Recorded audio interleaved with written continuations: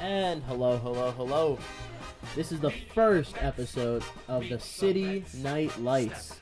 Now, this is a podcast all about the Mets for the Mets fans out there. You know, we just want to represent and really show some love to our own community. So, we're out here on the Citi Night Lights podcast. You know, name's still pending. We're still trying to figure that out.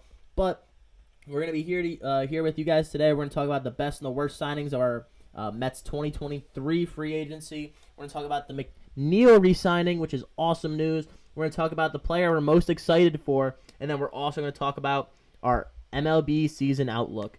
Now, I'm going to be honest with you guys, we're very excited. We got two Mets fans in the building. You know, we're going to try and be bringing this podcast pretty weekly, you know, especially during the season. We want to make sure we can really provide our fans with anything that we can update them with, or anything we can provide them, you know, just Mets-wise, because I'll be honest with you here, folks, we love them Mets. That's what it's all about. Let's go Mets, baby. Yes, sir. So we got idiot number one on my left, Adam. He's returning for another show. This is my Mets fan brother over here. We're really gonna enjoy doing this. Really excited for the season. Oh, I love this team. I'm ready to talk. I love it. I'm ready. Hey, that sounds good to me. So we'll hop right into it. We're gonna talk about the best and the worst signing of free agency. I think it's a little easier to start off with the worst signing of free agency.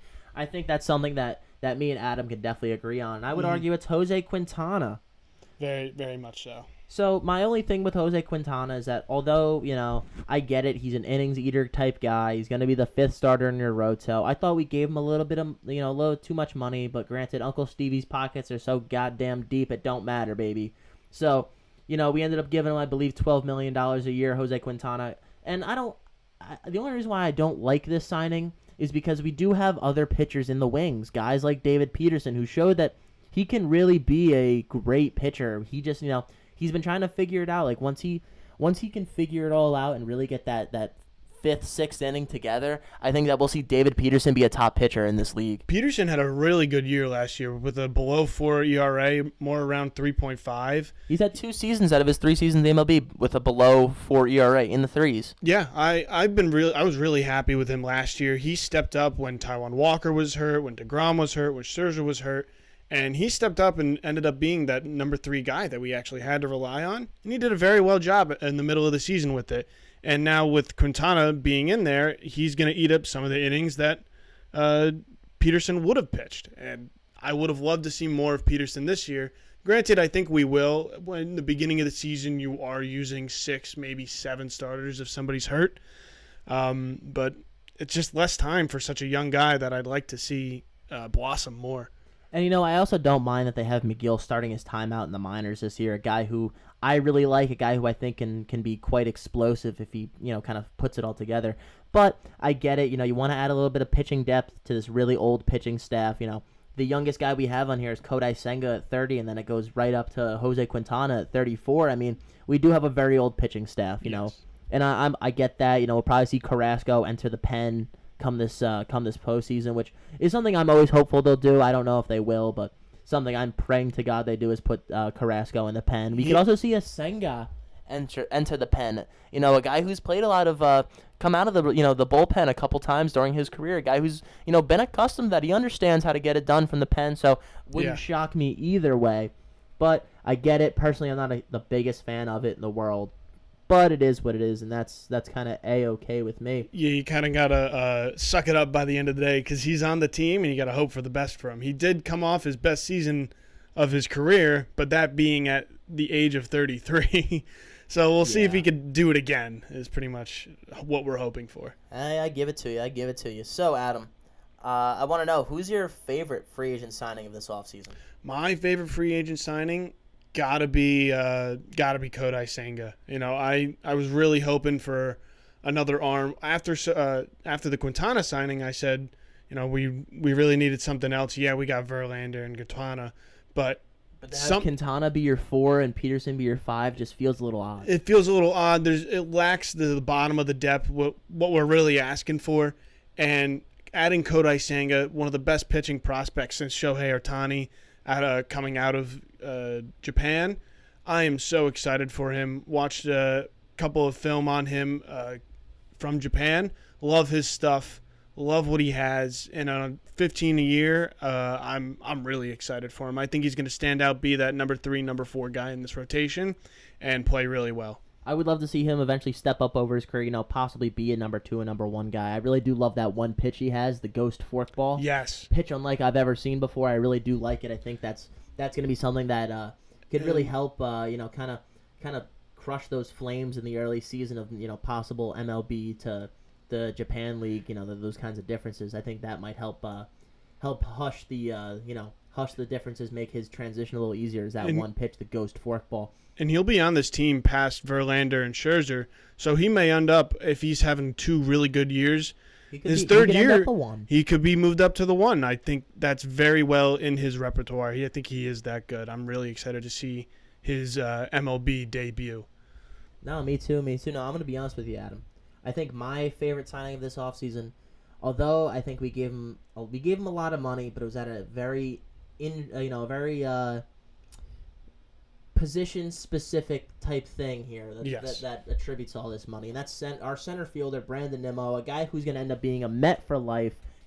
Something I'm excited for. I really am. A guy who, every time he gets walked, he sprints down the line to first base, something I always love, Truly a hard worker, a great center fielder, a guy that if he could stay healthy a whole season, could be very dangerous. And personally, I just like to know that we like keeping our own guys, when we are able to retain our own players and show that, although, we're going to make these big signings, we can keep some of the smaller fish and not even necessarily smaller fish. I wouldn't argue Brandon Nimmo is a small fish, but we can keep our hometown guys, the guys that we grew up in New York, and that's something that I'm really a fan of. So I love seeing Nimmo back. I love seeing, getting that center field position really hunkered down. And something I think we could see explode from Nimmo is going to be his stolen base numbers this season. Now, granted, he's never been a big stolen base guy. Never had more than 10 in a season, but with the way these rules are going to be changed this year, I could see his average being up a little bit, probably around that 280 mark, and I could also see his stolen bases move up from about 3-4 a year to around 10 to 15. Something I think could be really huge for him in his game and really help boost why Nimmo is so valuable. In the middle of the season, he was pushing 300 average, and it was really impressing me. And then he had a slump near the end of the season, but I really think he can, with this new contract, hopefully he has some more confidence. I think he's going to really have a great season. He's every mom's favorite player. Always smiling, always hustling. Everybody loves the guy. You can't hate him. You can't at all. Is he your mother's favorite? I think he is. You know what? I'll give it to her. What a wonderful woman. Oh. So, we'll move on to our next big talking point here, and that's the Jeff McNeil re-signing. Something that, as a Met fan, I'm stoked on. A guy who just won his Silver Slugger. We got him on a good deal, a 5-year, and what was that number? Is it 5-year, $50 million? $50 million a year. That's 12 and a half a year. And I believe it does have it's 4 years, $50 million with a 5th-year club option. Yes. Okay, that is absolutely phenomenal. I think this will be good for a guy who plays second base, a low injury risk position, a guy who can, he can play all around all these different positions, but I think he's really going to solidify himself as the Mets second baseman this year. A guy who hits for contact, not power, something that will translate into the longer years of his game, when he gets up there, when he's about 35. Something that I think will really help, push him to the next level. And personally, to be honest with you, I'm super excited. Same thing I said about Nimmo. I love retaining some of our hometown guys, especially guys like Nimmo, guys like Alonso, guys like McNeil, guys I want to see be a Met forever. And you know what? I'm really happy that they're actually really looking out for us as fans and going, hey, you know what? Our fans love McNeil. McNeil's been a Met his whole life. Every year he's gotten better. Every year he gets better. And you know what? Coming off of that Silver Slugger season, he deserved to win to win this contract, and I'm really stoked for him. I'm stoked for him to be in our lineup, and I think that everything McNeil does is awesome. He's just a scrappy player, and see, your mom's favorite might be Nimmo, but mine could very much be McNeil in these coming months. I'm not gonna lie to you. And what I'm really excited about this signing is that second base is such a low quality position. It's a lot of good defensive players with not a lot of good bats. Jose Altuve being pretty much the arguably best, but Jeff McNeil or is vice right versa with a guy like Gene Segura who can't field for shit but is phenomenal in the box. I've never seen anybody like Gene Segura. He's a second baseman. I can't understand. Freaking anomaly. And he might end up playing third for what's it called? for Miami because Miami, that's Miami's right. middle infield position is looking a little shaky after trading away Miguel Rojas to the Dodgers. That's a whole team and a whole debacle. But I love Jeff McNeil, and he will be productive. He's going to be one of the most productive players in his position, if not the most productive. And that's something you have to realize is extremely valuable. When you have a position that doesn't produce a lot of batting, and now you have one of the top batters in that position, that just brings up your lineup. It's an extra addition that you won't have to worry about It now helps elevate the squad for another 4 or 5 years. It's something that I'm really excited that we were able to keep. I very much agree with you. I'm happy to see McNeil really shy away from trying to be a power hitter, like he was and like he was trying to be in 2021. We really saw him take a step back and really rely on his contact skills, his scratch golf skills that allow him to kind of place that ball just ever so perfectly out there in the outfield, or just along, just past that shortstop who will no longer be able to sit in the outfield. Something that, with the lack of a shift, I think will really benefit, Jeff McNeil. I think this is a guy who can have another 300 batting average season. He's in his 5 years in the league, he's had 4 of them. He's had 4 seasons over 300, which is, honestly, it's very impressive. This is a guy who had 40 doubles last year. Especially 40. in this day and age where the long ball takes over and pitching is really good. That's impressive. This year, I know we're hopeful Met fans, but I could actually see him pushing the 330 mark. And even up to that, back to when players used to do that in the 2000s. I think he is one of those guys that'll just drop it in the right field over the second baseman's head whenever he needs to. And I love this man. Now, something I think is really going to go a long way is that shift, the lack of shift that can be put on players. I think we're going to end up seeing, a possible spike in batting average. I think we could see it go up by 0.01 to 0.03 points. And that's it may sound small being 0.0, being 100th of something, but I really think that this can truly help help McNeil in his game and really just elevate him, bring him to the next level, bring him to that potentially breaking second baseman that we all know he can be. Yes, definitely. So, we're going to move on to our next section here, and that's the players we're most excited for. Now, I'm going to be honest with you guys. Me and Adam, we had to agree to not pick Pete Alonso because we are so excited for our man, Big Meat Pete. I mean, we love this guy. He is the face of the New York Mets franchise. Yes. There's no one you look to but Pete Alonso when you look at the Mets. A guy I love. I got plenty of rookie cards of him. This is a guy that, truly I hope is a Met for life because he brings the one thing that a lot of Met players have never really brought to the Mets before, and that's absolute pop and power. And I'm going to keep this short because we all love Pete here, I guarantee it.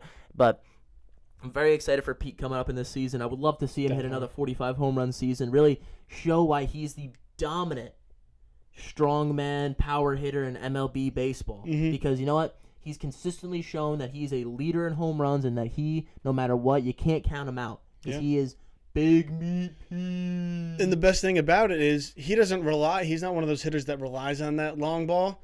Last year he just so goddamn big. Put his strikeout numbers down and hit for a much better average than we ever seen. He's gonna be having a close to MVP season, I think, this year too. If he keeps improving. You know what? I do agree, and something that obviously I think he'll improve upon because he's been getting a little better every year in the field. I think we'll see him get a little bit better, but that's of course never a talking point when we're talking about Alonso. So I'm going to move on to the players that we're most excited for. Adam, would you like to take the stage with the player you're most excited for? I am really excited for Francisco Alvarez this year. I love the young guys. I love bringing up people through the farm system.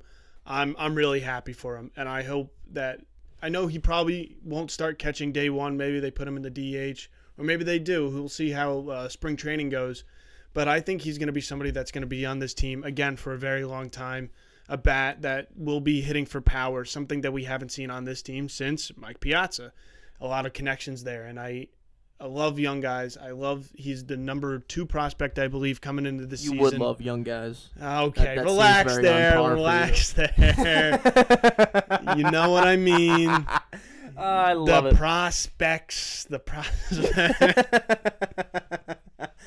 Oh, Lord, oh, Lord. Yeah. Francisco Alvarez, he's going to have a great freshman year, rookie year. I'm excited for him. Easy Rookie of the Year candidate for the NL. Happy to see what goes with him. A lot of unknowns because he's a rookie, but that just gives even more the excitement. Fair enough. And, I'm actually going to stay along your lines here, and I'm going to argue that, for me, the player I'm most excited for this year is going to be a guy who I think is going to be a big contributor come later this year, if he's really able to step up. It's going to be Brett Beatty. Now, this is a guy, we saw him come up last year, struggle a little bit in the pros. It was awesome to watch his first at-bat be a home run, but, we really do have a lack of, true talent at that third base position. Now, Yeah. I like Eduardo Escobar. He's a good player, but what Brett Beatty can be, this is a guy that we've been talking about for years now, a guy the Mets have had in their system for a long time, and a guy they really want to be David Wright number 2. Yeah. I mean, how could you blame him? He's got a great arm. He really can play the field pretty well, and third base is no easy position either. So it'd be great to have a guy on the hot corner that you can rely on. And I would love to see him. He's been a very, very good hitter in the minors, and this is something I hope can translate next year to the pros. A guy that I think would have a lot of time to play on the Mets. With that lack of positional help at third base, a guy that has a lot of opportunity ahead of him, and someone who I think can really break into the league and break out this year. Yeah. Love Brady too. The thing that popped out for me, and I kept hearing Keith Hernandez say it whenever I'd watch a game, his swing is very pure, very easy, very repeatable. That he does have a beautiful swing. Beautiful swing, and the first hit of his career, the home run, keeps replaying in my head. It's a great swing that he can definitely improve on, go for contact more. Hopefully, the biggest thing that I think for him, he has to get that fielding in check. Did make a couple errors when he did play, and that's why we have Escobar there for. But another player, love the prospects. He's a young guy, we got a lot of time. Same thing with Alvarez. I mean, we obviously saw with Alvarez, they brought in Omar Narvaez and they re-signed Nitto just to really make sure that Alvarez has enough time to cook in the minors before he's a great big old wedding cake for us. That's what we're all hoping, of course. Yeah. Now, I think it'll be interesting what's going to come from our rookies this season. I think they can contribute in a big way. With a lot of veterans on this team, the young guys might be the ones to really bolster, put us over the hump that is something. That is the World Series hump. I think that's the hump that could potentially put us over. Now, very I do true. have one more surprise player for you, Adam, that I'm very excited for, and that'd be Brooks Raley. Guy we traded the Tampa Bay Rays for him, lefty reliever, something the Mets have sorely missed. Right. A guy who I think is going to add a lot of, valuable innings to the Mets just because we haven't had a pitcher who's been able to effectively pitch to lefties. We haven't had an effective lefty pitcher in a long time. Yeah. So I'm really happy to have one. I'm really happy to have a guy that, can be effective against the left side, something that Mets have struggled against, something that I think will truly help us over, a guy who I think will help us overcome this problem and hopefully we'll win a couple more games because of it. I'm excited for this bullpen. We did do a good job keeping out Oviedo, getting rid of the crap, Joely Rodriguez, Trevor May. And sadly, Seth Lugo, but he needed to go. It was time. It was time. He's asking to be a starter. I don't think he's going to be that good of a starter. He's been asking to be a starter since day one on the Mets. But you know what? We all knew that it wasn't going to work out. He's just not that type of guy. I'd love seeing him come out of the bullpen to throw 2-3 innings. Something I thought that was very, very distinct. Really, only player to do it was him. I've never seen another guy like that consistently pitch, 2-3 innings in an MLB game coming out of the pen. Yeah. Something I think could be really useful and vital to some teams, but it sucks to say that he's not going to be utilized in that way. No, At least not to start. Probably won't be, and he probably will stay as a starter. Where do you go, to the Angels? He went to San Diego, a team who looks very interesting this year. He's going to have a lot of opportunity to really be a good pitcher for them, and whether it's in the pen or starting, he's going to definitely have opportunity. Definitely.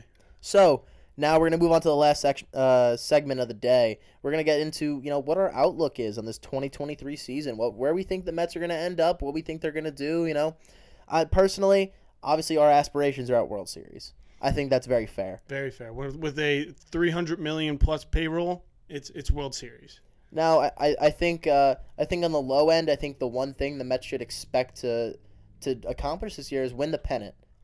Yes. I think if they're able to win the pennant, it shows that they had A, successful season, and B, there's still more to come. I think that's something that's going to be really important for the Mets. I think if we at least win the pennant this year, we've shown that we've improved, and we're getting better, we're making strides. But this is really another year where we're all World Series. We're fully into the World Series here. 100%. That this is the Mets' time to shine. Uncle Stevie has really unlocked our paywall here, so we've been able to just kind of go crazy, and have fun. I mean, to be honest with you, to be a Met fan, this is probably the best time ever to be a Met fan.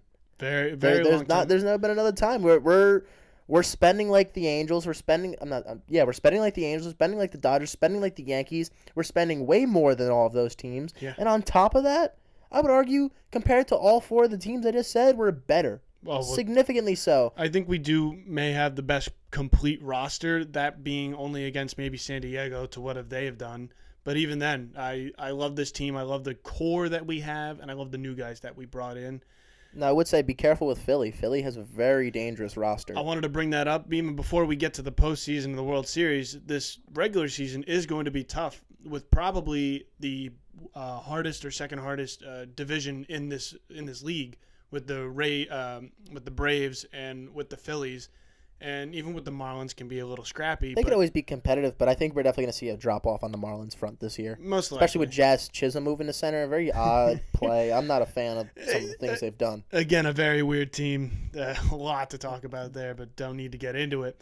This winning the division, it's going to be a step-by-step process for this team. A lot of expectations for us, but also have to take it game by game, week by week, and make sure that we do at least win this division. I think that is the most important. I don't want to play another wild card game where we have a chance of getting out versus another pretty good team, wild card team. I don't want to do that. I don't want to. Yeah, we got to win the division this year. I think that's a big stepping stone. Something that we sadly lost out on last year is we lost that we got swept in the division series against the Braves. We did win one. Oh, we won one? Yeah. Oh, it felt like we got swept. It felt pretty bad. It's only because Jacob deGrom was the one pitching when we did win, and don't remind me. Don't remind me of Jacob. I had to. It's painful. It is painful, but it's all right. It happens. I hope he has a great career in Texas. No, I don't. But, I do wish him the best of luck in all seriousness. Jacob deGrom, a guy who I wish would have been a Met for life. But sadly, he had other plans. So it happens. I get it. Now, we're going to wrap up the show here. Adam, you have anything left you'd like to say?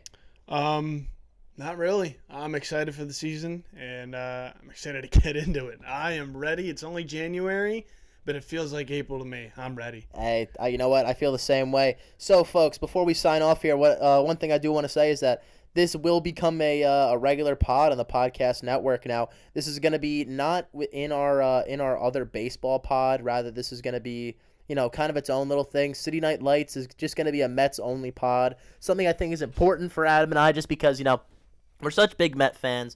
We love the Mets. We love everything about the Mets. We watch a lot of the games together. So I would just I just want to really, really hammer that home that, we are huge Mets fans, so we wanted to have an outlet that we could kind of use to just talk about the Mets and a different outlet that we don't have to hammer them home and really annoy our general baseball fandom.